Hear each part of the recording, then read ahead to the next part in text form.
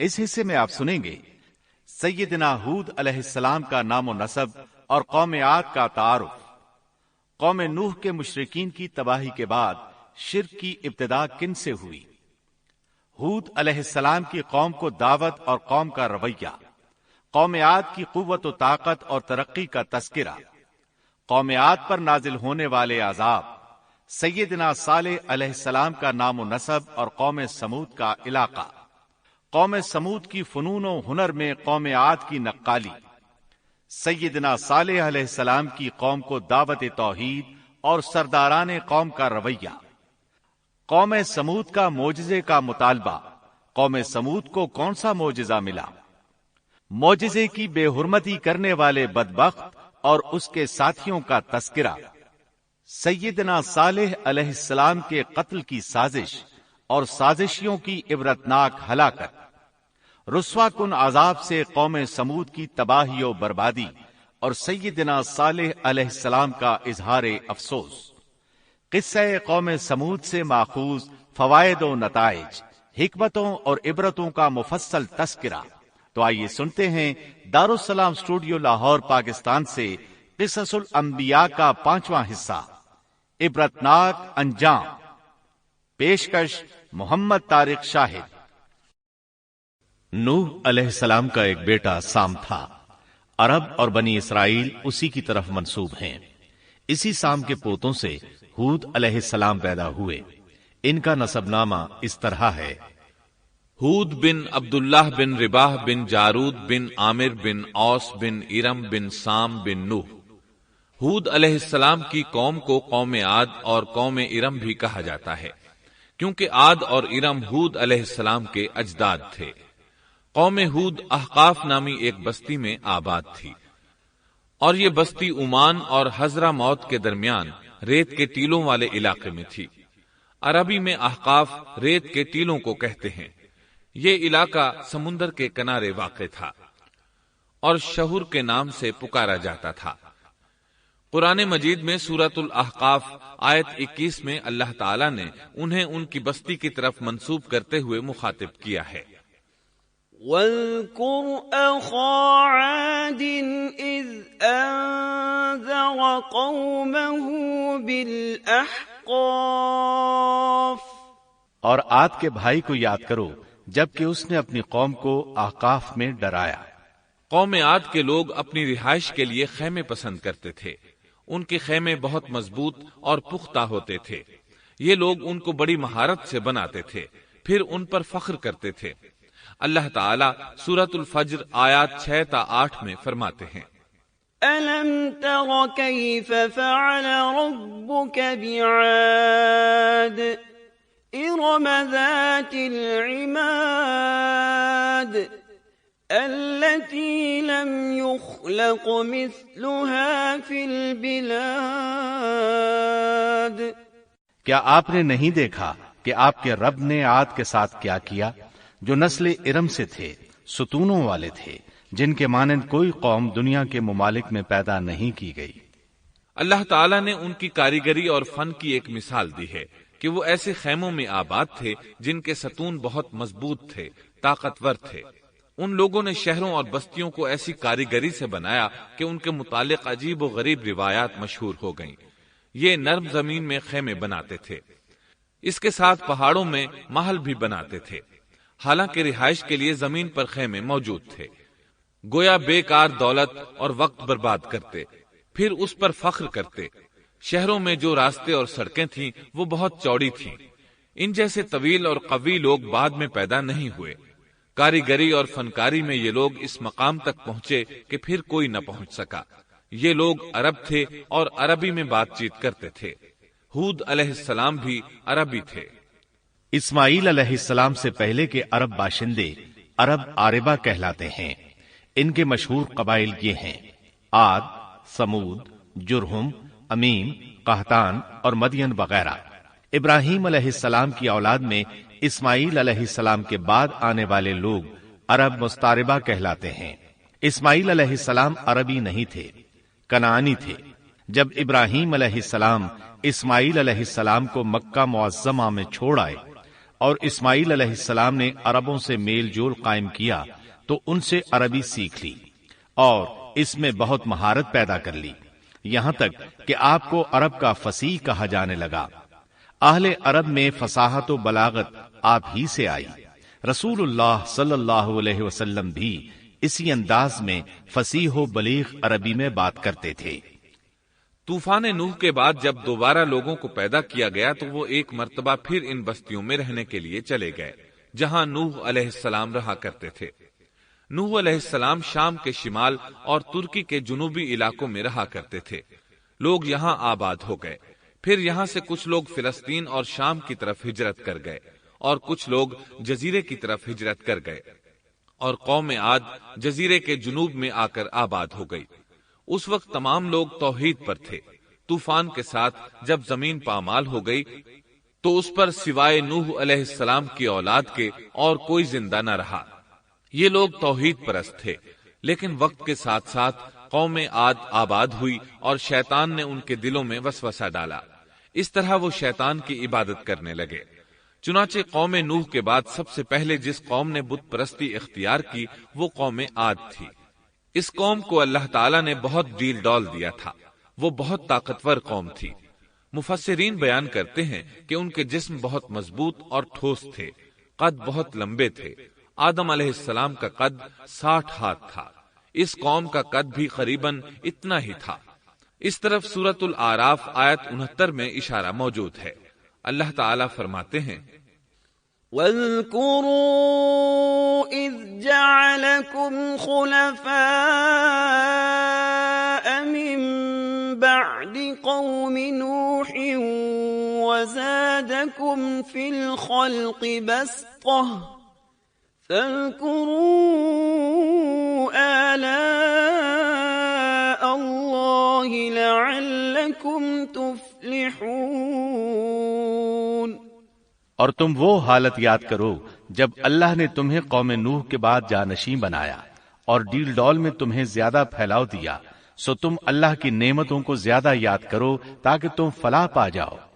ہود علیہ السلام کی زبانی اللہ تعالیٰ ان کی فنکاری کو بیان کرتے ہوئے فرماتے ہیں کہ ہود علیہ السلام نے ان سے کہا، کیا تم ایک ایک ٹیلے پر بطور کھیل نشان لگا رہے ہو؟ مطلب یہ کہ یہ لوگ پہاڑوں کی چوٹیوں پر محل تعمیر کرتے تھے۔ جب ان سے کہا جاتا کہ تم رہتے تو زمین پر ہو اور گھر پہاڑوں پر بناتے ہو، اس کی کیا وجہ ہے؟ اور تم اتنے مضبوط محل تعمیر کر رہے ہو، گویا ہمیشہ یہیں رہو گے۔ وہ لوگ دراصل ٹیلوں، گھاٹیوں، دروں اور پہاڑوں پر عمارات تعمیر کرتے تھے، اور ان کا مقصد ان میں رہنا نہیں تھا، بلکہ صرف کھیل کود کے لیے ایسا کرتے تھے۔ ہود علیہ السلام نے انہیں جھنجھوڑا کہ تم ایسا کام کیوں کرتے ہو جس کا کوئی مقصد نہیں، جس کام کے فضول ہونے میں کوئی شک نہیں۔ ہود علیہ السلام انہیں واعظ کرتے تھے، اے میری قوم، اللہ نے تمہیں بڑی قوت سے نوازا ہے۔ تمہاری طاقت کا عالم یہ ہے کہ جب تم کسی پر ہاتھ ڈالتے ہو تو ظلم کرتے ہو، کوئی شخص تمہارے سامنے آنا گوارا نہیں کرتا۔ لہذا اللہ سے ڈرو اور میری پیروی کرو، اس سے ڈرو جس نے ان چیزوں سے تمہاری مدد کی۔ اللہ تعالیٰ نے اپنی ہر طرح کی نعمت، مال، اسباب، اولاد، باغات، شہر، قوت، جسامت اور صنعت کاری سے تمہیں نوازا ہے، لہذا تم اللہ سے ڈرو اور میری اطاعت کرو۔ لیکن ان کی قوم نے کوئی اثر نہ لیا، نہ ان پر ایمان لائی، الٹا لگی تکبر کرنے، اللہ کی حمد کی بجائے اس کی ناشکری کرنے لگی۔ اور تکبر کے بارے میں بات یہ ہے کہ جب سے ابلیس نے اس کو اختیار کیا، یہ اس وقت سے آزمائش بن چکا ہے۔ اللہ تعالیٰ سورہ حامیم السجدہ آیت 15 میں فرماتے ہیں، فَأَمَّا عَادٌ فَاسْتَكْبَرُوا فِي الْأَرْضِ بِغَيْرِ الْحَقِّ وَقَالُوا مَنْ أَشَدُّ مِنَّا قُوَّةً أَوَلَمْ يَرَوْا أَنَّ اللَّهَ الَّذِي خَلَقَهُمْ هُوَ أَشَدُّ مِنْهُمْ قُوَّةً۔ پس قوم عاد نے تو بے وجہ زمین میں سرکشی شروع کر دی اور کہنے لگے کہ ہم سے زوراور کون ہے؟ کیا انہیں یہ نظر نہ آیا کہ جس اللہ نے انہیں پیدا کیا ہے وہ ان سے بہت ہی زیادہ زوراور ہے؟ جب یہ لوگ اپنی سرکشی اور کفر میں حد سے بڑھ گئے تب اللہ تعالیٰ نے ہود علیہ السلام کو ان کی طرف بھیجا۔ انہوں نے انہیں اللہ کی طرف بلایا اور کہا، اے میری قوم، اللہ کی عبادت کرو، اس کے سوا تمہارا کوئی معبود نہیں۔ کیا تم ڈرتے نہیں؟ قوم کے کافر سردار کہنے لگے، ہم تو دیکھتے ہیں کہ تو نری بے وقوفی میں ہے، ہمارے خیال میں تو جھوٹا ہے۔ اس پر ہود علیہ السلام نے فرمایا، میری قوم، میں بے وقوف نہیں، میں تو تمام جہانوں کے پروردگار کی طرف سے بھیجا گیا ہوں، تمہیں اپنے رب کے پیغامات پہنچا رہا ہوں، اور ہوں بھی تمہارا دلی خیر خواہ اور امانت دار۔ کیا تم اس بات سے تعجب کرتے ہو کہ تم میں سے ایک شخص کی معرفت اللہ کا ذکر تم تک پہنچا کہ وہ تمہیں خبردار کر دے؟ تم اللہ کی اس نعمت کو یاد کرو کہ اس نے تمہیں قوم نوح کے بعد خلیفہ بنایا اور ڈیل ڈول میں تمہیں زیادہ پھیلاؤ دیا۔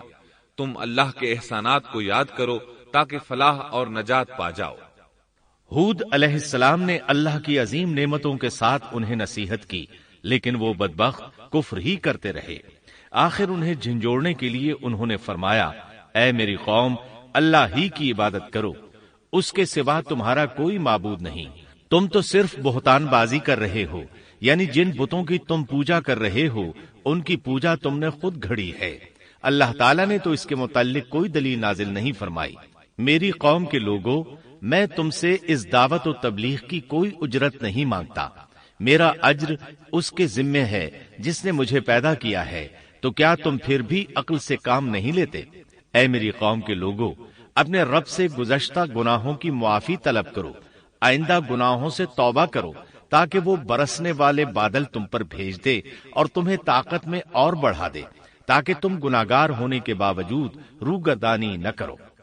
ہود علیہ السلام مسلسل انہیں دعوت دیتے رہے، لیکن وہ ظالم قوم نوح کی طرح ان کا مذاق اڑانے لگی اور کہنے لگی، ہمارے خیال میں تو بے وقوف ہے اور شاید تو ہمارے کسی معبود کے بڑے جھپٹے میں آ گیا ہے، تو ہمارے بتوں کو برا کہتا ہے، اس لیے ان میں سے کسی کی مار تم پر پڑی ہے، اسی لیے تو ذہنی مریض بن گیا ہے۔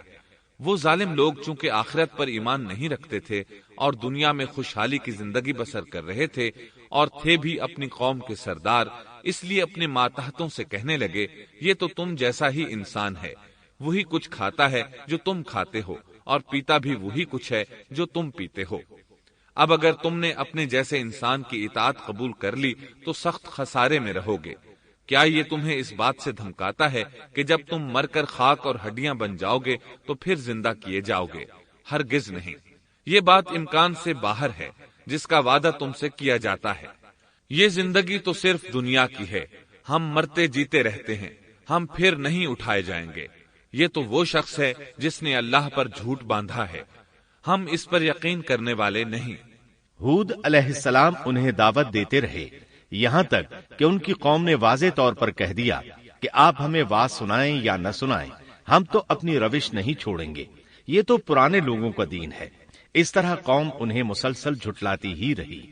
آخر ہود علیہ السلام نے بھی انہیں کھلم کھلا دھمکی دی اور فرمایا، لوگوں سنو، میں صرف تمہیں ہی نہیں اللہ کو بھی گواہ بنا کر اعلان کرتا ہوں کہ اللہ کے سوا جس کی عبادت ہو رہی ہے میں ان سب سے بری طرح بیزار ہوں۔ اب تم ہی نہیں اپنے ساتھ اوروں کو بھی بلا لو اور اپنے ان سب جھوٹے معبودوں کو بھی بلا لو، اور تم سے جو ہو سکے مجھے نقصان پہنچا دو، مجھے کوئی مہلت نہ دو، نہ مجھ پر ترس کھاؤ۔ یہ فرمانے کے بعد انہوں نے اللہ سے دعا کی، رب انصرنی بما کذبون، اے پروردگار ان کے جھٹلانے پر تو میری مدد فرما۔ اللہ کی طرف سے آپ کو جواب ملا، یہ تو بہت ہی جلد اپنے کیے پر پچھتانے لگیں گے۔ اللہ کے نبی کا انکار کرنے، اس سے بغض رکھنے اور اس کا مذاق اڑانے والوں کا انجام کیا ہوا؟ اللہ نے انہیں ایسے زناٹے کی آندھی سے تہس نہس کیا کہ جس کی تاریخ میں مثال نہیں ملتی۔ اللہ نے ان سے بارش روک لی، اس سے خشک سالی کی کیفیت پیدا ہو گئی، درخت اور پھل ختم ہو گئے، وہ لوگ بارش کی خواہش کرنے لگے۔ اسی حالت میں ایک دن اللہ نے انہیں عذاب دینے کا ارادہ فرمایا۔ انہوں نے دیکھا ایک سیاہ بادل ان کی طرف بڑھ رہا ہے، خوشی سے اچھلنے لگے، کہنے لگے یہ بادل ہم پر برسنے والا ہے، جبکہ ان کا خیال غلط تھا۔ دراصل ابر کی صورت میں یہ وہ قہر الہی تھا جس کے آنے کی وہ جلدی مچا رہے تھے۔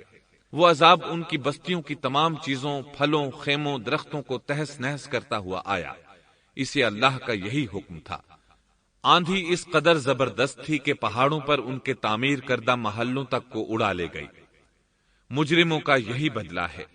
اللہ تعالی سورۃ الزاریات آیت 41 اور 42 میں فرماتے ہیں، وَفِي عَادٍ إِذْ أَرْسَلْنَا عَلَيْهِمُ الرِّيحَ الْعَقِيمَ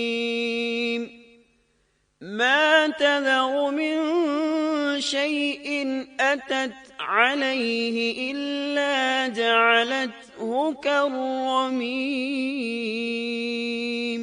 اسی طرح عادیوں میں بھی ہماری طرف سے تنبیہ ہے، جبکہ ہم نے ان پر خیر و برکت سے خالی آندھی بھیجی، وہ جس جس چیز پر گرتی تھی اسے بوسیدہ ہڈی کی طرح چورا چورا کر دیتی تھی۔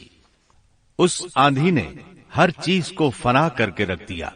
اللہ تعالیٰ ان کی تباہی ایک جگہ ان الفاظ میں بیان کرتے ہیں، قوم عاد نے بھی جھٹلایا، پس کیسا ہوا میرا عذاب اور میری ڈرانے والی باتیں۔ ہم نے ان پر تیز و تند مسلسل چلنے والی ہوا ایک لگاتار منحوس دن میں بھیج دی، جو لوگوں کو اٹھا اٹھا کر دے پٹکتی تھی، گویا کہ وہ جڑ سے کٹے ہوئے کھجور کے تنے ہیں۔ پس کیسی رہی میری سزا اور میرا ڈرانا۔ یقیناً ہم نے قرآن کو نصیحت کے لیے آسان کر دیا ہے، پس کیا ہے کوئی نصیحت پکڑنے والا؟ ایک تیسرے مقام پر اللہ نے ان کی ذلت اور رسوائی کا ذکر یوں کیا ہے، قوم عاد بے حد تند اور تیز ہوا سے غارت کر دی گئی۔ وہ ہوا ان پر برابر لگاتار 7 رات اور 8 دن تک اللہ کے حکم سے چلتی رہی۔ آپ وہاں ہوتے تو دیکھتے کہ وہاں لوگ یوں چاروں شانوں چت گرے پڑے ہیں جیسے وہ کھجوروں کے کھوکھلے تنے ہوں۔ کیا ان میں سے کوئی بھی آپ کو باقی نظر آ رہا ہے؟ ہود علیہ السلام کو اللہ تعالیٰ نے اپنی رحمت سے نجات دی، باقی تمام جگہوں پر تباہی تھی، لیکن جس جگہ ہود علیہ السلام اور ان کے ساتھی تھے اس طرف یہ ہوا پھٹکی بھی نہیں۔ کہا جاتا ہے کہ ایک باڑ تھی جس میں ہود علیہ السلام، حیوانات، چوپائے اور ان پر ایمان لانے والے تھے، اور آندھی نے ہر چیز کو فنا کر ڈالا۔ اللہ تعالیٰ سورہ آراف آیت 72 میں فرماتے ہیں، فَأَنجَيْنَاهُ وَالَّذِينَ مَعَهُ بِرَحْمَةٍ مِّنَّا وَقَطَعْنَا دَابِرَ الَّذِينَ كَذَّبُوا بِآيَاتِنَا وَمَا كَانُوا مُؤْمِنِينَ۔ غرض ہم نے انہیں اور ان کے ساتھیوں کو اپنی رحمت سے بچا لیا اور ان لوگوں کی جڑ کاٹ دی جنہوں نے ہماری آیتوں کو جھٹلایا تھا اور وہ ایمان لانے والے نہ تھے۔ اسی طرح سورہ ہود میں اللہ فرماتے ہیں، جب ہمارا حکم آ پہنچا تو ہم نے ہود کو اور ان کے ساتھیوں کو اپنی خاص رحمت سے نجات دی۔ ہم نے ان سب کو سخت عذاب سے صاف بچا لیا۔ یہ تھے قوم عاد کے لوگ جنہوں نے اپنے رب کی آیتوں کا انکار کیا اور اس کے رسولوں کی نافرمانی کی، اور ہر ایک سرکش نافرمان کے حکم کو مانا۔ دنیا میں بھی ان پر لعنت لگا دی گئی اور قیامت کے دن بھی۔ دیکھ لو، قوم عاد نے اپنے رب سے کفر کیا، ہود کی قوم عاد پر لعنت ہو۔ اس طرح قوم عاد تباہ ہو گئی۔ ان کے بعد مومنوں نے ان کے باقی بچ جانے والے مکانات پر قبضہ کر لیا اور وہاں رہنے لگے۔ پھر ہود علیہ السلام نے حضرہ موت میں وفات پائی۔ اب ہم آتے ہیں سیدنا صالح علیہ السلام کے قصے کی طرف۔ دن گزرتے گئے اور لوگ ایک بار پھر ابلیس لعین کے وسوسے میں آ کر کفر کی طرف پلٹ آئے، کیونکہ ابلیس کسی بھی شخص کو وسوسے میں ڈالے بغیر نہیں چھوڑتا۔ اس طرح ایک بار پھر کفر پھیل گیا، چنانچہ اللہ نے ان کی ہدایت کے لیے صالح علیہ السلام کو مبعوث فرمایا۔ یہ سمود کے پوتوں میں سے ایک عربی نبی تھے۔ ان کا نسب نامہ اس طرح ہے: صالح بن عبید بن سیاف بن ماشح بن عبید بن حاضر بن سمود بن ارم بن سام بن نوح علیہ السلام۔ گویا صالح علیہ السلام کا تعلق قوم سمود سے تھا، اور یہ قوم عاد کی نسل سے تھی۔ سمود کی قوم نے یمن کو خیر بات کہا اور جزیرے سے شمال کی طرف منتقل ہو گئے، پھر وہاں ہجر نامی ایک بستی میں جا ٹھہرے۔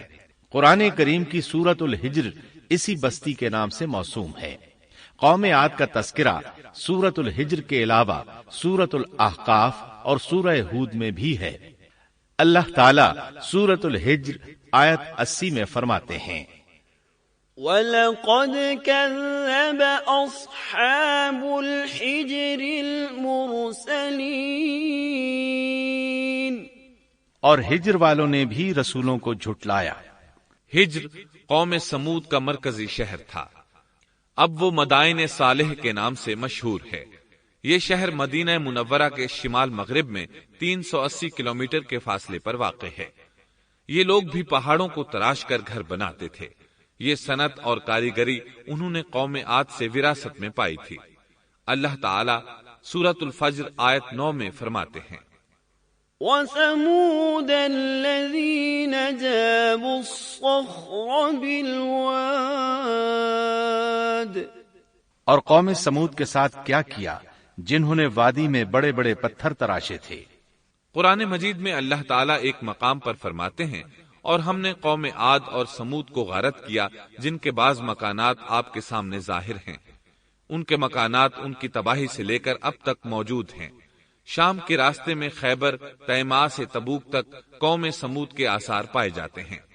یہ لوگ کس طرح پتھر تراش تراش کر گھر بناتے تھے، اللہ تعالیٰ نے سورۃ الاعراف آیت 74 میں اس کا ذکر کیا ہے۔ وَاذْكُرُوا إِذْ جَعَلَكُمْ خُلَفَاءَ مِنْ بَعْدِ عَادٍ وَبَوَّأَكُمْ فِي الْأَرْضِ تَتَّخِذُونَ مِنْ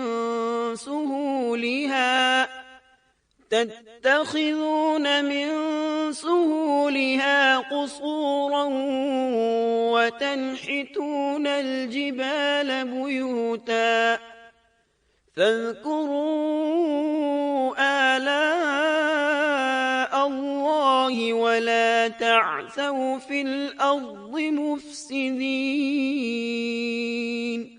اس وقت کو یاد کرو جب اللہ تعالیٰ نے تمہیں قوم عاد کے بعد جانشین بنایا اور تمہیں زمین پر رہنے کا ٹھکانہ دیا کہ نرم زمین پر محل بناتے ہو اور پہاڑوں کو تراش تراش کر ان میں گھر بناتے ہو، سو اللہ کی نعمتوں کو یاد کرو اور زمین میں فساد مت پھیلاؤ۔ یہ آیت ان کی طاقت، جسم کی صلاحیت اور ماہر فن ہونے پر دلیل ہے۔ پہاڑوں کو تراشنا دراصل قوم عاد کی عادت تھی۔ یہ بھی چونکہ انہی سے تھے، اس لیے وراثت میں یہ کام انہیں بھی آ گیا تھا۔ جس طرح اللہ نے عاد کو اپنی نعمتوں سے نوازا تھا، اسی طرح سمود کو ان سے بڑھ کر نعمتیں دی تھیں۔ اللہ تعالیٰ صالح علیہ السلام کی زبانی ان سے فرماتے ہیں، اے قوم سمود، کیا تمہیں ان چیزوں میں بے فکری سے رہنے دیا جائے گا، یعنی باغات، چشموں، کھیتوں اور کھجوروں میں جن کا خوشہ ملائم ہے، اور تم پہاڑوں کو تراش کر پرتکلف گھر بناتے ہو، پس اللہ سے ڈرو اور میرا کہنا مانو۔ لیکن ان لوگوں نے ہر طرح سے قوم عاد کی پیروی کی، نصیحت پکڑنے کی بجائے بتوں کی عبادت شروع کر دی۔ اللہ نے ان کے درمیان صالح علیہ السلام کو مبعوث فرمایا۔ آپ نبوت ملنے سے پہلے بھی عقل مند اور علم والے تھے، باعزت گھرانے سے تعلق رکھتے تھے، اپنے معاملات میں لوگ ان سے مشورے لیتے تھے، لہٰذا انہیں ایک خاص مقام حاصل تھا۔ لیکن جب آپ نے انہیں ایک اللہ پر ایمان لانے، اس کے سوا کسی کی عبادت نہ کرنے کی دعوت دی تو ان کا ساتھ چھوڑ گئے۔ جواب میں ان سے کہنے لگے، یا صالح قد كنت فينا مرجوا قبل هذا، اے صالح، اس سے پہلے تو ہم تجھ سے بہت کچھ امیدیں لگائے ہوئے تھے۔ مطلب یہ کہ پہلے تو ہمارے نزدیک آپ کا بہت مرتبہ تھا، مقام تھا، ہمیں آپ سے بہت امیدیں تھیں، لیکن آپ نے تو یہ باتیں کہہ کر ہماری ساری امیدوں پر پانی پھیر دیا۔ ان کے اس جواب کے باوجود صالح علیہ السلام انہیں اللہ کی طرف بلاتے رہے اور ان سے کہتے رہے، اے میری قوم، اللہ کی عبادت کرو، اس کے سوا تمہارا کوئی معبود نہیں۔ تمام انبیاء کی اپنی اپنی قوم کو یہی دعوت تھی کہ اے لوگو، اللہ کی عبادت کرو، اسی نے تمہیں زمین سے پیدا کیا ہے اسی نے تمہیں زمین میں آباد کیا ہے، اس سے معافی طلب کرو، یقیناً میرا رب قریب ہے اور دعاؤں کو قبول کرنے والا ہے۔ اے میری قوم، تم نیکی سے پہلے برائی کی جلدی کر رہے ہو، اللہ سے معافی کیوں نہیں مانگتے کہ تم پر رحم کیا جائے؟ اللہ سے ڈرو، میری اطاعت کرو، حد سے گزر جانے والے بے باک لوگوں کی اطاعت سے باز آؤ، وہ ملک میں فساد پھیلا رہے ہیں اور اصلاح نہیں کرتے۔ صالح علیہ السلام نے ہود علیہ السلام کی طرح اپنی قوم کو نصیحت کی، لیکن ان ظالموں نے بھی اسی طرح کفر کیا جیسے قوم عاد نے کیا تھا۔ کہنے لگے، یہ کیسے ہو سکتا ہے کہ ہم اپنے میں سے ایک شخص کے تابع ہو جائیں؟ اس اکیلے کی اتنی زیادہ فضیلت کی آخر کیا وجہ ہے؟ ہم نہیں مان سکتے کہ ہم میں صرف اسی ایک پر اللہ کی باتیں نازل ہوتی ہیں۔ پھر وہ اس سے بھی آگے بڑھے اور اللہ کے نبی کو کھلے الفاظ میں پرلے درجے کا جھوٹا کہا، جادوگر کہا۔ پھر یہ سرکش اور کافر لوگ صالح علیہ السلام کے ساتھ ایمان لانے والے کمزور غریب لوگوں کو مخاطب کر کے کہنے لگے، کیا تم صالح پر ایمان رکھتے ہو؟ ہم تو اس کے منکر ہیں۔ اس طرح صالح علیہ السلام دن رات انہیں دعوت دیتے رہے، یہاں تک کہ یہ لوگ صالح علیہ السلام سے کہنے لگے، تم نے اور تمہارے ساتھیوں نے ہمارے اندر نحوست پھیلا رکھی ہے اور اسی لیے ہم مشکلات اور مصائب کا شکار ہیں، لہذا تم ہم سے دور ہو جاؤ۔ صالح علیہ السلام نے انہیں جواب دیا، تم پر نحوست اللہ کی طرف سے ہے، تم فتنے میں پڑے ہوئے لوگ ہو۔ پھر اس کے بعد وہ لوگ صالح علیہ السلام سے مکمل طور پر دشمنی کرنے لگے اور انہوں نے آپ کو یہاں تک کہہ دیا کہ آپ ہماری مجلس میں نہ آیا کریں کیونکہ آپ منحوس ہیں۔ پھر بات یہاں تک پہنچی کہ صالح علیہ السلام نے انہیں اللہ کے عذاب سے ڈرایا، دھمکایا اور کہا، يا قوم أرأيتم إن كنت على بينة من ربي وآتاني منه رحمة فمن ينصرني من الله إن عصيته فما تزيدونني غير تخسير۔ اے میری قوم کے لوگوں، ذرا بتلاؤ تو، اگر میں اپنے رب کی طرف سے کسی مضبوط دلیل پر ہوا اور اس نے مجھے اپنے پاس سے رحمت عطا کی ہو، پھر میں نے اس کی نافرمانی کی، تو کون ہے جو اس کے مقابلے میں میری مدد کرے؟ تم تو میرا نقصان ہی بڑھا رہے ہو۔ یعنی فرض کرو اگر میں حق پر ہوا اور یقیناً میں حق پر ہوں اور اللہ تعالیٰ نے مجھے اپنی نبوت سے بھی نوازا ہے، پھر بھی میں تمہاری باتوں میں آ کر اس کی نافرمانی کروں تو بلا شبہ اس وقت میں گھاٹے میں ہوں گا اور تم بھی خسارہ پانے والے ہوگے۔ اس پر وہ ظالم لوگ مقابلے پر اتر آئے، کہنے لگے، اگر تو سچا ہے تو کوئی معجزہ لے آ، لیکن وہ معجزہ ہماری مرضی کے مطابق ہو، اس صورت میں ہم ضرور ایمان لے آئیں گے۔ آپ ایسا کریں کہ بستی کے کنارے پتھریلی چٹان میں سے دودھ دینے والی 10 ماہ کی حاملہ اونٹنی نکالیں، اس کا رنگ سرخ ہو۔ صالح علیہ السلام سے یہ مطالبہ کر کے وہ سردار لوگ ایک طرف بیٹھ گئے اور مذاق اڑانے لگے۔ ایک کہنے لگا اونٹنی 10 ماہ کی ہو، حاملہ ہو، دوسرا کہنے لگا لازمی طور پر اس کا رنگ سرخ ہو، پھر ایک تیسرا سردار بولا اس کی کھال پر بہت زیادہ اون ہو، چوتھا بولا موٹی تازی ہو، ہم نے پہلے اس قسم کی اونٹنی دیکھی نہ ہو، پانچواں بولا وہ اتنی بڑی ہو کہ اکیلی ایک دن تمام کنویں کا پانی پی جائے اور دوسرے روز ہم پئیں۔ یہ لوگ اسی طرح مذاق اڑا رہے تھے کہ صالح علیہ السلام نے ان سے کہا، اگر تمہاری مطلوبہ اونٹنی تمہیں مل جائے تو کیا تم ایمان لے آؤ گے؟ سب نے مل کر کہا، ہاں ضرور لے آئیں گے۔ صالح علیہ السلام نے فرمایا، تب تم ایک دن سب لوگوں کو جمع کر لو۔ مقررہ دن وہ لوگ جمع ہو گئے۔ ان کی موجودگی میں صالح علیہ السلام نے اللہ سے دعا کی، زمین پر زلزلہ طاری ہوا، ان کی آنکھوں کے سامنے چٹان پھٹی اور اس سے بالکل ویسی ہی اونٹنی نکلی جیسا کہ ان کا مطالبہ تھا۔ انہوں نے اپنی زندگی میں ایسی اونٹنی کبھی نہیں دیکھی تھی۔ اس میں وہ تمام صفات موجود تھیں جن کا ذکر ان لوگوں نے کیا تھا۔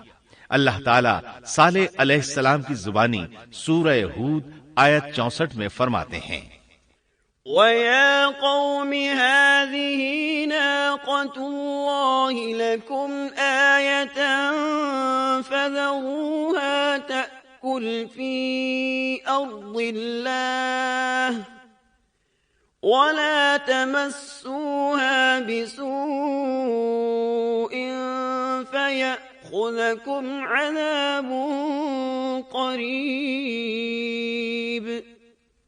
اے میری قوم، یہ اللہ کی بھیجی ہوئی اونٹنی ہے، یہ تمہارے لیے ایک معجزہ ہے۔ اب تم اسے اللہ کی زمین میں کھاتی ہوئی چھوڑ دو اور اسے کسی طرح کی تکلیف نہ پہنچاؤ، ورنہ فوری عذاب تمہیں آ پکڑے گا۔ اس اونٹنی کو چونکہ کسی اونٹنی نے جنم نہیں دیا تھا، اس لیے اس کو ناقۃ اللہ یعنی اللہ کی اونٹنی کہا گیا۔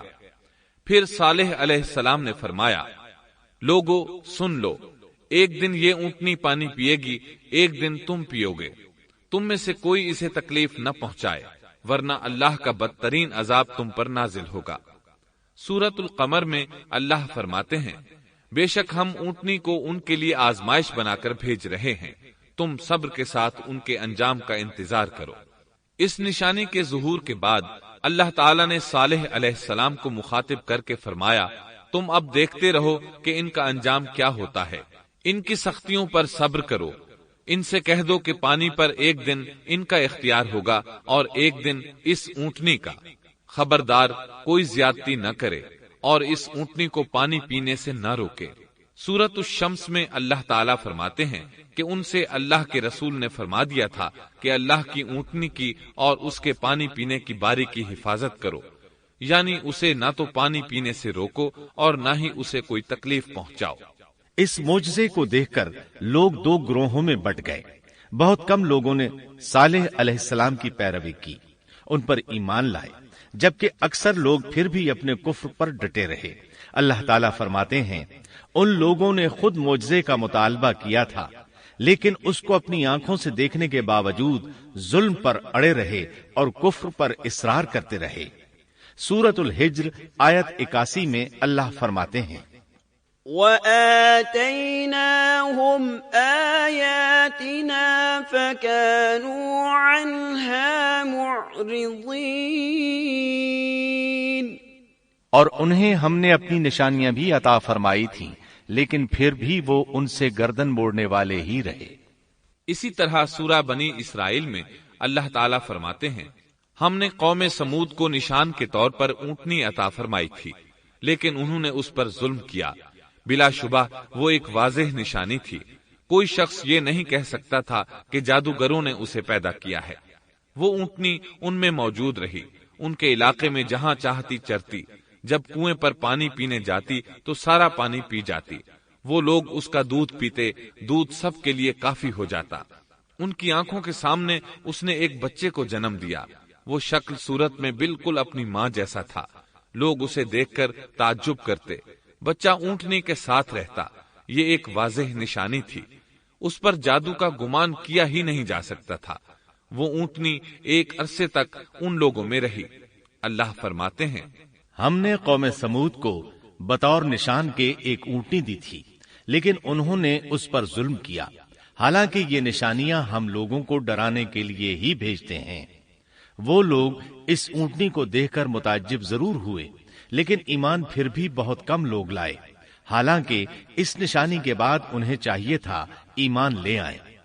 پھر ایک دن قوم کے سرداروں نے مشورہ کیا کہ اگر ہم نے صالح کو اسی طرح چھوڑ دیا تو کہیں لوگ ہمیں نہ چھوڑ دیں اور صالح کے پیروکار بن جائیں۔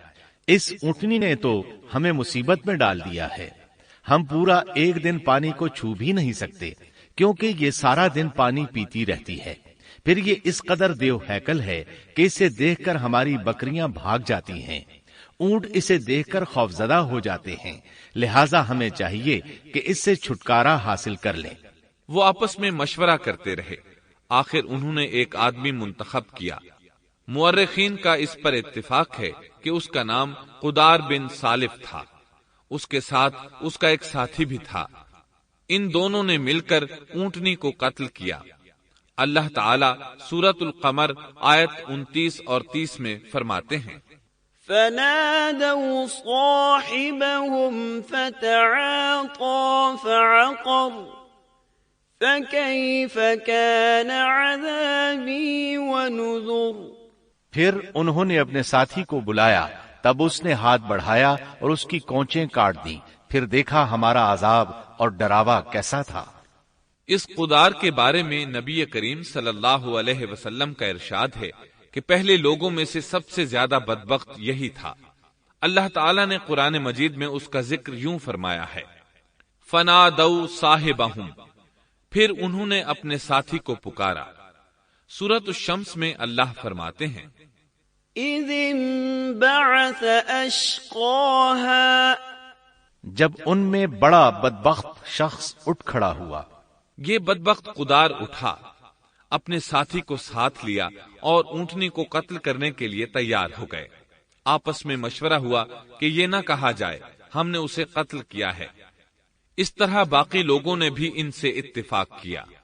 اللہ تعالیٰ سورہ نمل آیت 48 میں فرماتے ہیں، وَكَانَ فِي الْمَدِينَةِ 9 رَهْطٍ يُفْسِدُونَ فِي الْأَرْضِ وَلَا يُصْلِحُونَ،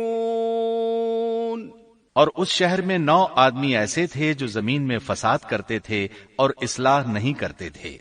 مطلب یہ کہ یہ لوگ فساد کی انتہا کو پہنچے ہوئے تھے، ان میں بھلائی نام کو نہیں تھی اور نہ ان کا فساد کی اصلاح کا ارادہ تھا۔ بخاری، مسلم اور مسند احمد کی ایک حدیث میں ہے، رسول اللہ صلی اللہ علیہ وسلم نے ایک بار اپنے خطبے میں اس اونٹنی اور اسے مار ڈالنے کا ذکر فرمایا۔ آیت اذم بعثا اشقاہا کی تلاوت کرتے ہوئے فرمایا کہ جیسے ابو زمعہ تھا، اسی جیسا یہ شخص بھی اپنی قوم میں عزیز، دلیر اور بڑا آدمی تھا۔ تمام لوگوں نے اس بدبخت کے ساتھ عہد کیا اور اسے یقین دہانی کرائی کہ اگر تمہارے ساتھ کسی نے برائی کا ارادہ کیا تو تمام قوم تمہاری حمایت میں اٹھ کھڑی ہوگی۔ اس یقین دہانی کے بعد یہ بدبخت اونٹنی کے انتظار میں بیٹھ گئے۔ اونٹنی پہاڑ کی طرف سے آتی تھی اور پانی پی کر واپس چلی جاتی تھی، یہی اس کا معمول تھا۔ جب ان لوگوں نے چٹان سے اونٹنی کو نکلتے دیکھا تو اچانک حملہ کرنے کے لیے آگے بڑھے، لیکن اس کا جثہ دیکھ کر خوفزدہ ہو گئے، الٹے پاؤں بھاگے۔ بدبخت قدار نے اپنے ساتھیوں کی یہ حالت دیکھی تو ہنس پڑا اور آگے بڑھ کر اونٹنی کی ران میں تیر مارا۔ اس سے اونٹنی کی ران کی ہڈی ٹوٹ گئی اور وہ نیچے گر گئی۔ پھر اس ظالم نے اپنے ساتھیوں کو آواز دی اور آگے بڑھ کر اونٹنی کی کونچیں کاٹ دی۔ سورۃ الشمس میں اللہ تعالیٰ فرماتے ہیں، ان لوگوں نے اپنے پیغمبر کو جھوٹا سمجھ کر اس اونٹنی کی کونچیں کاٹ دی، پس ان کے رب نے ان کے گناہوں کے باعث ان پر ہلاکت ڈالی اور پھر ہلاکت کو عام کر دیا اور اس بستی کو برباد کر دیا۔ اونٹنی کی کونچیں کاٹ دیے جانے کے بارے میں اللہ تعالیٰ ایک دوسرے مقام پر فرماتے ہیں کہ پس انہوں نے اونٹنی کو مار ڈالا اور اپنے پروردگار کے حکم سے سرتابی کی اور کہنے لگے، اے صالح، جن عذابوں سے تو ہمیں دھمکاتا رہتا تھا، اگر تو واقعی پیغمبر ہے تو ان عذابوں کو ہم پر نازل کرا دے۔ اونٹنی پر حملہ ہوتے ہی اس کا بچہ بھاگ نکلا تھا۔ وہ پہاڑ کی چوٹی پر چڑھ گیا، 3 مرتبہ بلبلایا۔ یہ بدبخت اس کے پیچھے بھاگے اور آخر اسے بھی قتل کر دیا۔ پھر تمام بستی والے جمع ہوئے، اونٹنی اور اس کے بچے کا گوشت تیار کیا اور مزے کے ساتھ اس کو کھایا۔ اس جرم میں ان سب نے شرکت کی، البتہ جو لوگ صالح علیہ السلام پر ایمان لے آئے تھے وہ الگ تھلگ رہے۔ صالح علیہ السلام کو جب یہ خبر ملی تو وہ گھبرائے ہوئے اونٹنی کے پاس پہنچے۔ اونٹنی بے جان پڑی تھی، اس کا بچہ بھی بے جان تھا۔ لوگ ان کے گرد جمع تھے اور ان کا گوشت کھا رہے تھے۔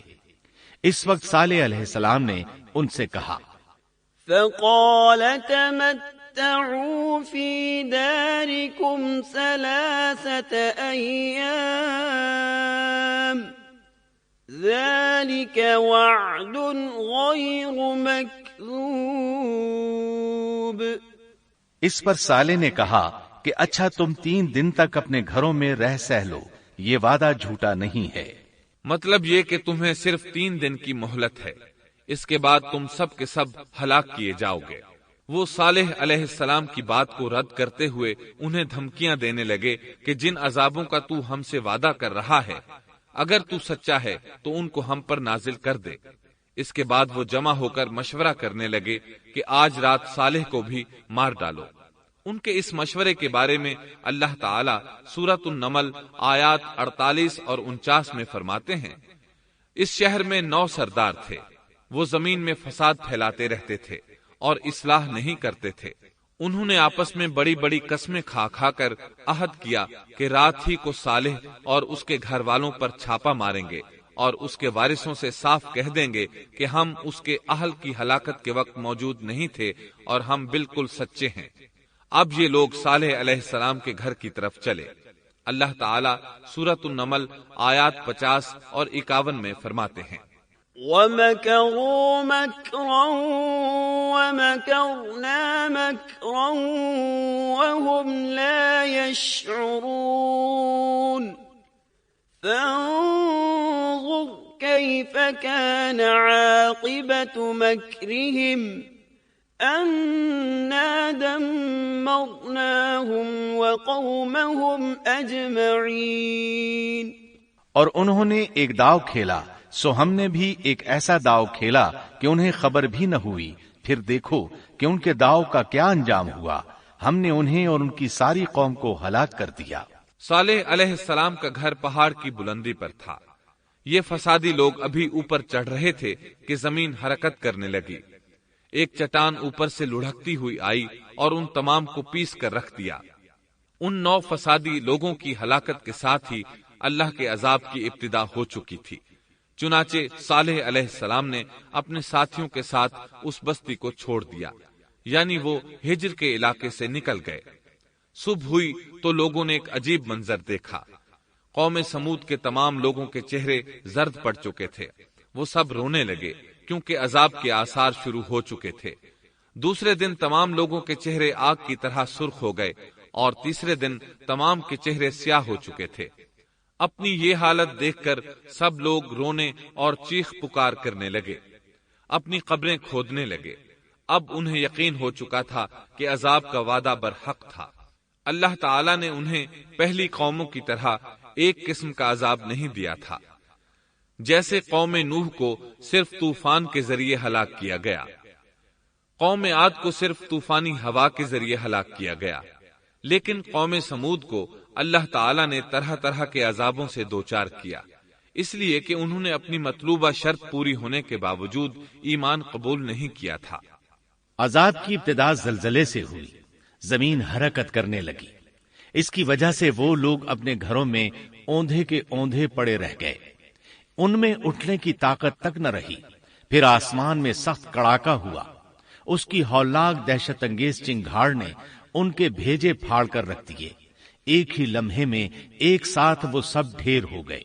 ان کی ہلاکت اور تباہی کو بیان کرتے ہوئے اللہ تعالی سورۃ الزاریات آیات 43 تا 45 میں فرماتے ہیں، وَفِي ثَمُودَ إِذْ قِيلَ لَهُمْ تَمَتَّعُوا حَتَّى حِينٍ فَعَتَوْا عَنْ أَمْرِ رَبِّهِمْ فَأَخَذَتْهُمُ الصَّاعِقَةُ وَهُمْ يَنظُرُونَ فَمَا اسْتَطَاعُوا مِنْ قِيَامٍ وَمَا كَانُوا منتصرین۔ اور سمود کے قصے میں بھی عبرت ہے، جب ان سے کہا گیا کہ تم کچھ دن تک فائدہ اٹھا لو، لیکن انہوں نے اپنے رب کے حکم سے سرتابی کی، اس پر انہیں ان کے دیکھتے دیکھتے تیز و تند کڑاکے نے ہلاک کر دیا، پس نہ تو وہ کھڑے ہو سکے اور نہ بدلہ لے سکے۔ اسی طرح سورہ ہود میں اللہ تعالیٰ نے ان کی تباہی کا نقشہ اس طرح کھینچا ہے کہ ایک زور کی کڑک نے ان ظالموں کو آ لیا، پھر تو وہ اپنے گھروں میں زانوں کے بل مردہ پڑے رہ گئے، ایسے گویا کہ وہ کبھی آباد ہی نہ تھے۔ سورۃ القمر میں اللہ نے ان کی رسوائی ان الفاظ میں بیان کی ہے، ہم نے ان پر ایک چیخ بھیجی، پھر وہ ایسے ہو گئے جیسے کانٹوں کی باڑ کا چورا۔ دوسری طرف صالح علیہ السلام اور ان کے ساتھیوں کو اللہ تعالیٰ نے اپنی رحمت سے نجات دی۔ اللہ تعالیٰ سورہ ہود آیت 66 میں فرماتے ہیں، فلما جاء أمرنا نجينا صالحا والذين آمنوا معه برحمة منا ومن خزي يومئذ إن ربك هو القوي العزيز۔ پھر جب ہمارا فرمان آ پہنچا، ہم نے صالح اور ان پر ایمان لانے والوں کو اپنے فضل سے اس سے بچا لیا اور اس دن کی رسوائی سے بھی۔ یقیناً تیرا پروردگار نہایت توانا اور غالب ہے۔ اس قوم کے آثار آج تک باقی ہیں۔ مدینہ منورہ کے شمال مغرب میں ان کے گھر موجود ہیں۔ اب یہ علاقہ مدائن صالح کے نام سے مشہور ہے۔ سورۃ النمل میں اللہ تعالیٰ فرماتے ہیں، پس یہ ان کے گھر ہیں جو ان کے ظلم کے سبب ویران پڑے ہیں۔ بے شک اس میں دانش مندوں کے لیے نشانیاں ہیں۔ اللہ تعالیٰ نے ان کے نشانات کو آج تک باقی رکھا ہے تاکہ بعد میں آنے والوں کو یقین ہو جائے اور کسی قسم کا شک نہ رہے۔ عذاب کے آثار نمودار ہونے پر صالح علیہ السلام نے ان سے فرمایا تھا، اے میری قوم، میں نے تمہیں اپنے پروردگار کا حکم پہنچا دیا تھا اور میں نے تمہاری خیر خواہی کی، لیکن تم لوگ خیر خواہوں کو پسند نہیں کرتے۔ اس کے بعد صالح علیہ السلام اپنے ساتھیوں کے ساتھ وہاں سے ہجرت کر کے فلسطین آ گئے۔ وہیں رملہ نامی بستی میں رہنے لگے اور یہیں آپ کی وفات ہوئی۔ نبی کریم صلی اللہ علیہ وسلم صحابہ کرام رضی اللہ عنہم کے ساتھ تبوک تشریف لے گئے تو آپ نے مدائن صالح کے قریب قیام فرمایا تھا۔ صحابہ نے ان کنووں سے پانی لے لیا جو قوم سمود کے استعمال میں رہے تھے۔ کچھ برتن بھی وہاں سے لے لیے۔ آپ کو پتہ چلا تو آپ نے حکم فرمایا، ان برتنوں کو توڑ دو اور اس پانی کو بہا دو اور اس پانی سے جو کھانا تیار کیا ہے اس کو الٹ دو۔ آپ نے انہیں ان گھروں میں داخل ہونے سے بھی روک دیا جن میں اللہ کا عذاب نازل ہوا تھا۔ آپ صلی اللہ علیہ وسلم نے فرمایا، میں ڈرتا ہوں تم پر بھی ایسا عذاب نہ آ جائے جیسا ان پر آیا تھا، اس لیے ان کے علاقے میں داخل نہ ہوا کرو، اور اگر داخل ہونا پڑ جائے تو روتے ہوئے داخل ہوا کرو، اور رونا نہ آئے تو رونے جیسی شکلیں بنا لیا کرو تاکہ تمہارا شمار ظالموں میں نہ ہو۔ اللہ تعالیٰ فرماتے ہیں، ألا إن ثمود كفروا ربهم ألا بعدا لثمود۔ آگاہ رہو، قوم سمود نے اپنے رب سے کفر کیا، سن لو ان سمودیوں پر پھٹکار ہے۔ قرآن میں ان کا قصہ 26 سے زائد مرتبہ بیان کیا گیا ہے۔ اس کے بعد لوگ ایمان کی حالت میں امن چین کی زندگی بسر کرنے لگے، لیکن پھر نئے سرے سے ان میں خرابی پیدا ہوئی۔ شیطان نے پھر اپنا کام دکھایا، ان کے دلوں میں وسوسہ ڈالا اور فلسطین، عراق، مصر اور جزیرے کے نواحی علاقوں میں شرک پھیل گیا۔ لوگ ایک بار پھر کفر کی طرف پلٹ پڑے۔ اس پورے قصے میں چند عبرتیں ہیں، آئیے ذرا ان کا بھی ذکر ہو جائے۔ اللہ تعالیٰ کی اونٹنی اگرچہ سیدنا صالح علیہ السلام کی نبوت کا ایک نشان تھی، ان کی سچائی کا ثبوت تھی، لیکن قرآن کریم کی وضاحت یہ ہے کہ وہ قوم سمود کی آزمائش کے لیے تھی اور وہی ان کی ہلاکت کا نشان ثابت ہوئی، جیسا کہ سورۃ القمر میں اللہ تعالیٰ فرماتے ہیں، إِنَّا مُرْسِلُ النَّاقَةِ فِتْنَةً لَهُمْ فَارْتَقِبْهُمْ وَاصْطَبِرْ۔ بے شک ہم اونٹنی کو ان کی آزمائش اور امتحان کے لیے بھیجنے والے ہیں، پس تو ان کے انتظار میں رہ اور صبر اختیار کر۔ سنت اللہ یہ رہی ہے کہ اگر وہ اپنے پیغمبر کو کسی قوم کی ہدایت کے لیے بھیجے اور قوم اس کی ہدایت پر کان نہ دھرے تو ضروری نہیں کہ وہ قوم ہلاک کر دی جائے، لیکن جو قوم اپنے نبی سے اس وعدے پر نشان طلب کرے کہ اگر ان کا مطلوبہ نشان ظاہر ہو گیا تو وہ ایمان لے آئیں گے، اور پھر نشان آ جانے کے بعد وہ ایمان نہ لائے تو اس قوم کی ہلاکت یقینی ہے۔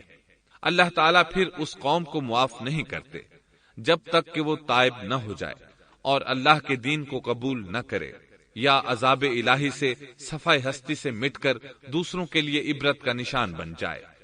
لیکن اس سنت سے نبی کریم صلی اللہ علیہ وسلم کی امت مستثنا ہے، اس لیے کہ آپ صلی اللہ علیہ وسلم نے وضاحت فرمائی ہے، میں نے اللہ تعالیٰ سے دعا مانگی ہے کہ اللہ تعالیٰ میری امت میں عذاب عام مسلط نہ فرمائے، اور اللہ نے میری دعا قبول فرما لی۔